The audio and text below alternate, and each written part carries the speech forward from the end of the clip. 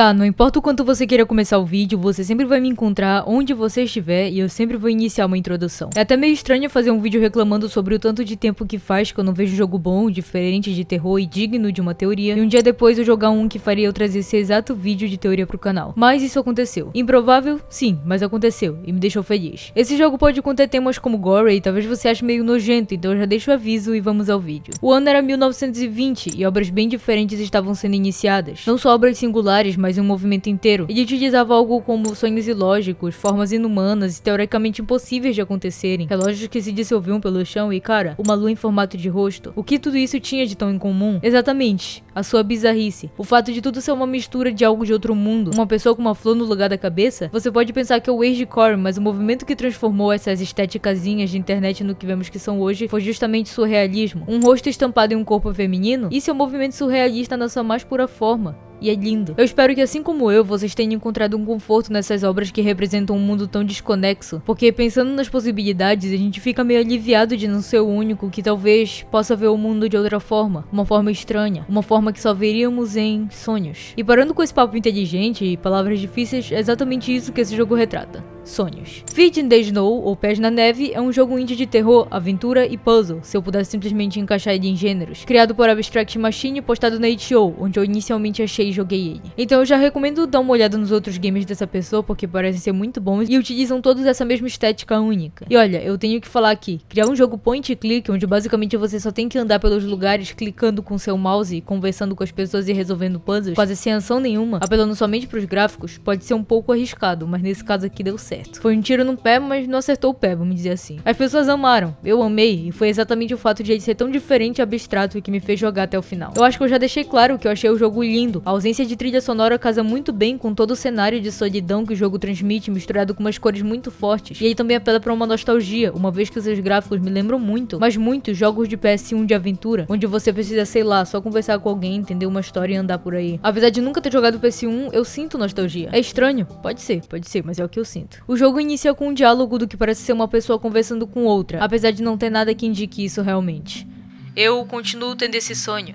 Por que você não me conta sobre ele? Por ter esse ventilador acima do teto, eu diria que isso é mais como uma indução à memória ou a lembrar de sonhos. Então a pessoa que estava tendo os mesmos estava meio que deitada, conversando com seu terapeuta, psiquiatra ou algo assim. Daí essa pessoa que eu vou chamar de Chloe, porque por algum motivo ela não tem nome específico, fala que aparecia uma floresta à noite com neve por todo lugar e pegadas se distanciando. Então o mais prudente seria andar por aí pra entender o que aconteceu. Você seguiu elas? E essa é a minha primeira ação, vamos dizer assim, no jogo, ou no sonho. Eu cliquei pra andar e a imagem trocou pra uma onde eu me distanciava. Isso vai rolar durante todo o jogo. Por isso que é um tanto arriscado fazer jogos point and click, porque algumas pessoas preferem a ação, ou sentir que tá controlando o game realmente, controlando a pessoa. Já eu não me importo muito não. Eu andei mais um pouco, a floresta só parecia cada vez mais a mesma até que eu vi algo no chão. Você olhou? Sim, eu olhei. Parecia um cachecol vermelho, mas... o que tem de errado? Parece ser carne. A primeira coisa errada nessa floresta, além de tudo, e com certeza foi feita pra prender nossa imersão desde o início e a gente pensava, ok, com certeza esse jogo é de terror. Então eu continuei seguindo as pegadas e vi uma foto. Você olhou pra ela? Sim, eu olhei. Sou eu, mas eu não tenho rosto. Somente um olho gigante está se movendo. Certamente muito estranho, mas vamos continuar e seguir as pegadas. No final da caminhada tinha meio que um poste aceso e nele tinha dois caminhos. O da direita, onde as pegadas seguiam, e o da esquerda, que não tinha nada. E é aqui que entra a primeira e a única escolha do jogo, que vai decidir o nosso final. A questão é que, se você passar, mesmo que você pudesse simplesmente dar meia volta e escolher outro caminho, você não consegue voltar por algum motivo, alguma força maior. Então é basicamente a escolha da sua vida, vamos dizer assim. E eu escolhi o caminho limpo. No final dele eu enxerguei uma espécie de casa grande. Eu tentei abrir a porta da frente, mas estava trancada, então eu caminhei até os fundos onde a porta também estava trancada. Porém tinha algo ali embaixo, uma espécie de pele.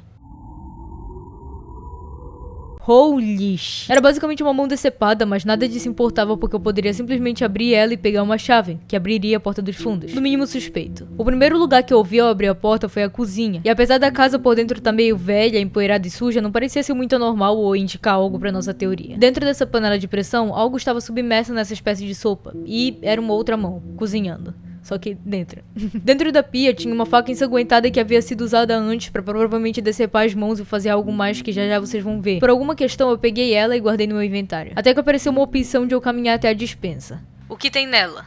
frascos com partes do corpo dentro. E a Chloe não tava mentindo não, mano. Tinha mão, olhos, coração e muito mais. A próxima parte era meio que a estufa, que olha, vou ser sincero, era provavelmente o lugar mais bonito e vivo daquela casa. A estufa não tinha nada demais, pareciam ser só algumas plantas, mas tinha algo diferente em uma delas. Uma chave pequena.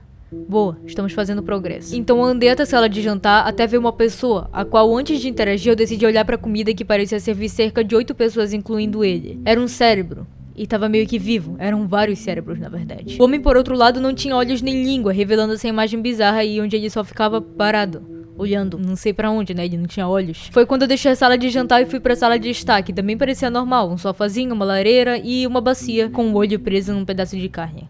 Normal. Andar de baixo explorado, vamos pro andar de cima, que tinha 3 portas, sendo 2 quartos e um banheiro. Eu andei para o quarto. O que tem de errado?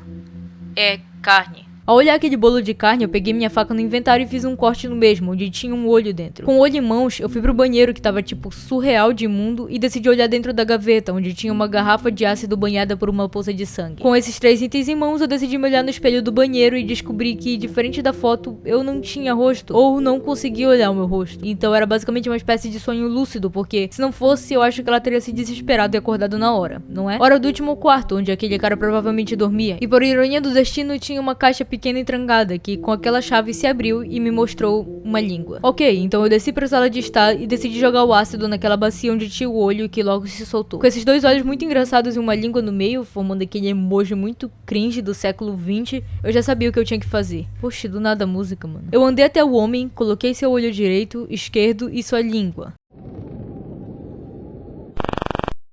Que medo. Então eu acordei novamente, dessa vez numa estrada de neve com algo lá longe, que eu ando até o local e vejo que era um carro, com uma mulher dentro dele sem olhos. Mano, o vizinho hoje tá foda, tá quebrando as coisas ali. Eu estive esperando por você.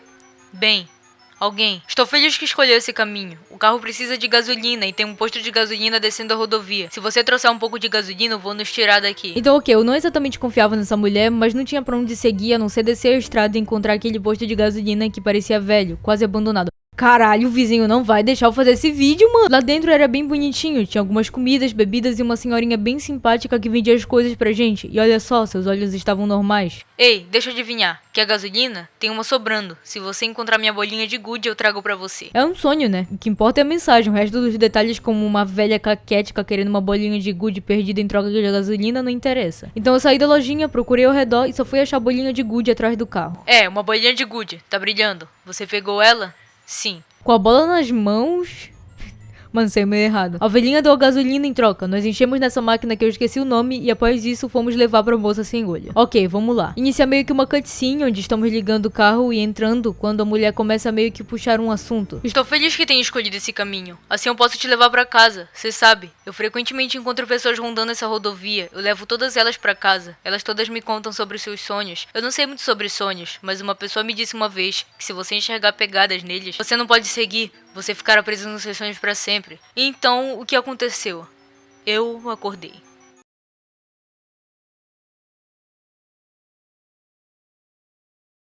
E depois dessa encerrada dramática, o jogo fecha. Conclusão, nesse caminho eu meio que encontrei uma casa onde tinha aquele cara e quando a gente deu olhos e língua pra ele, ele parecia que tinha ficado puto, mas eu diria que ele nos ajudou, na verdade. Pra agradecer, ele nos enviou pra aquela rodovia pra finalmente voltarmos pra casa. Na rodovia conhecemos a dona do posto, que também tinha olhos, e a outra menina sem olhos. Guarda essa informação porque a gente vai falar disso mais tarde. Se você achou que eu não iria jogar o último final, você tá muito enganado. E é bom que eu tenha feito isso porque ele é extremamente interessante, desesperador, eu diria. Eu também diria que é a cereja do bolo desse jogo todo. Eu fui, refiz todo o meu caminho até chegar naquele poste e dessa vez eu escolhi o caminho da direita, o que tinha pegadas. Lá no final eu encontrei um elevador velho no meio de um lago congelado e decidi entrar nele, apertando um botão e descendo até o subterrâneo, ou seria submerso, né? O elevador me levou a um corredor de concreto com 4 portas laterais e uma final, e claro que eu explorei todas elas. A primeira porta logo me mostrou o que eu já achava que era, um laboratório, e sim, no fundo do mar. Tinha alguns itens cirúrgicos por cima da mesa, além desse fucking corpo servindo de cobaia, provavelmente, que eu não conseguia olhar porque, de acordo com a Chloe, ela ficava com dor de cabeça. Em cima da mesa tinha um peixe, ele tinha sido cortado no meio, mas ainda parecia vivo, mesmo fora da água e provavelmente depois de muito tempo. A Chloe também disse que algo estava faltando, mas ainda não dava pra saber exatamente o que era. Então ok, vamos pra outra porta que parece mais como uma extensão desse laboratório, assim como todas as outras portas, na verdade. Aqui tinha alguns peixes de cobaia e uma garrafa de óleo, mas nada mais. A outra porta exibia alguns tubos de experimento e dentro de uma pia tinha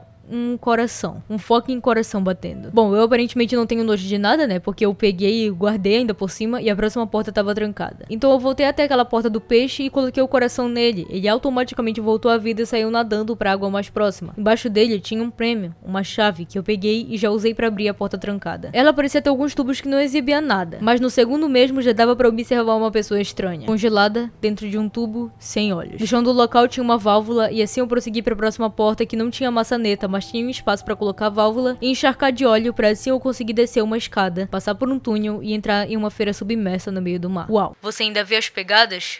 Sim. À medida que a gente anda pela feira e interage com as pessoas, a gente vai percebendo o que fizemos. E fizemos merda. Parece que você escolheu o caminho errado. Escolheu as pegadas, hã? É, eu definitivamente escolhi o caminho errado. Enfim, a gente anda pelas lojas, tem essa mulher bonita, um moço enxugando sua mão com um pano, uma caixa trancada, um homem sentado fumando, enquanto todos pareciam perguntar se eu desejava alguma coisa, esse daqui falava o seguinte: eu preciso sair daqui. Eu sei, amigo. Precisamos. Um outro homem também falou algo interessante. Você parece diferente. Em que quesito? É melhor ser mais específico, eu acho. Mas guarde essa frase que mais tarde vamos utilizar. No final da feira tem uma espécie de túnel, uma porta enorme de ferro sem nenhuma forma visível de passar e uma mulher escorada numa máquina de bebidas. Eu acabei de ouvir você falando consigo mesma. Você deve ser nova aqui. Eu vi um desses vendedores restaurando essa máquina recentemente. Você pode me comprar uma bebida? E eu até tento interagir com a máquina, mas precisava de moedas, logicamente. Eu acabei procurando lá pelos arredores e acabei encontrando um vendedor que disse que poderia abrir a porta se eu encontrasse um token e levasse pra ele. Um token seria basicamente uma moeda, só que maior e mais robusta, uma espécie de medalha. Então vamos atrás desse token. Eu acabei falando com a mulher do início, que disse que um vendedor roubou algo dela e trancou naquela caixa estranha. Ela basicamente disse que se acharmos a chave e abrirmos a caixa, ela vai nos dar algo. Eu procuro mais um pouco e descubro que a chave estava escondida dentro de uma lâmpada vermelha no final da rua. Então eu vou até a caixinha e a abro. E olha só, tinha um olho. Eu dou o olho pra mulher, ela me dá algumas moedas em troca, então eu volto até o final da rua e compro um drink pra aquela outra mulher. No entanto, quando ela abre o drink, ela disse que havia um dedo, mas ela fala com tanta naturalidade que parecia que isso acontecia frequentemente. E olha, isso não me surpreende, uma vez que eu já vi o resto do jogo. Então eu vou até aquele vendedor de carne que tava segurando seu dedo decepado e dou o mesmo pra ele. É interessante ressaltar que quem restaurou a máquina foi ele mesmo, ou seja, ele cortou o próprio dedo e colocou dentro de uma bebida. Nojento. E mais nojento ainda saber que ele fez isso tendo um plano completo em mente pra eu achar o dedo e entregar pra ele de volta. Mas enfim, chegamos aqui, ele disse que o homem agachado havia visto um token no chão e tinha pego ele, então vamos falar com ele. O homem realmente confirmou a história, mas disse que usou o token pra comprar um maço de cigarros com um dos vendedores, e não foi tão difícil de achar o vendedor em quesito. Certo, temos o token, não temos nada em troca, então vamos falar com outro vendedor, entregar o token e sair desse lugar.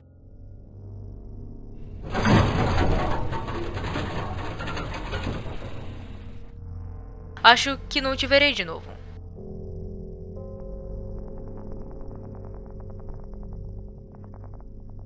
E a porta se abre. Bom, eu subo novamente umas escadas e pareço estar numa montanha de gelo. As pegadas continuam por uma trilha. Eu sigo elas novamente até que eu vejo rochas flutuantes na beirada, passando uma vibe meio espacial, meio de lua talvez. Eu vou pulando pelas rochas, fazendo parkour, até que eu vejo algo na última. E era um fucking pé. O que eram? Eram pés. Eles que deixaram as pegadas. Não há nada, sem caminho pra voltar. E então o quê?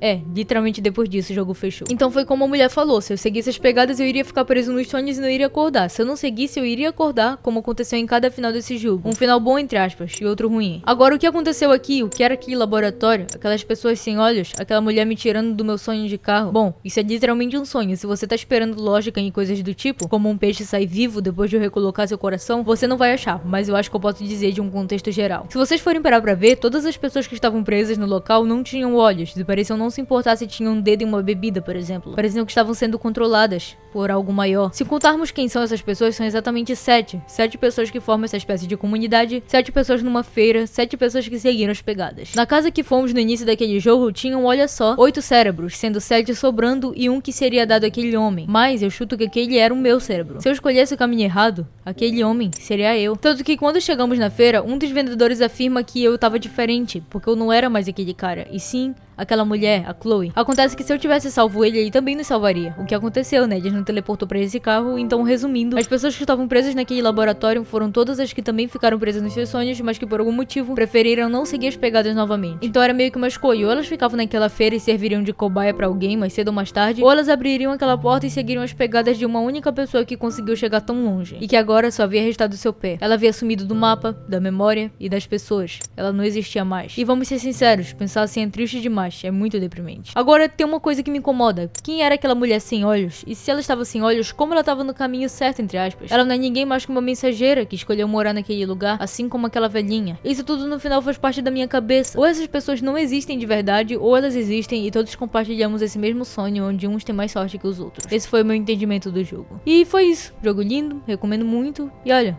não escolham nunca as pegadas, ok?